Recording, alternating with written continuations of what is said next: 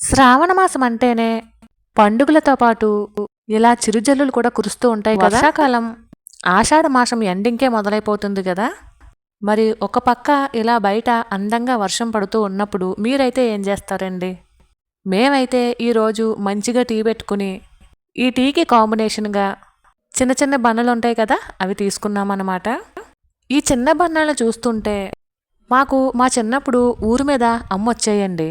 అంటే అమ్మమ్మ వాళ్ళది చిన్న పల్లెటూరు కదా.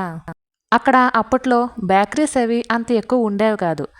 చిన్న చిన్న టౌన్స్లో కూడా పెద్దగా బేకరీస్ అయితే అప్పట్లో ఉండేవి కాదండి, ఏదో అడపా ఉండేవి. అప్పుడు ఒక ఆయన బండి మీద బన్నలైతే అమ్ముతూ వచ్చేవాడు అనమాట. ఉదయాన్నే 6 గంటలకే అమ్మొచ్చేవండి. ఒక్కొక్క బన్ను అప్పట్లో రూపాయి అయితే ఉండేది.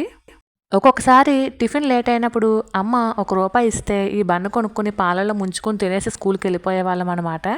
ఈ బన్ను చూసేసరికి అదే గుర్తొచ్చింది.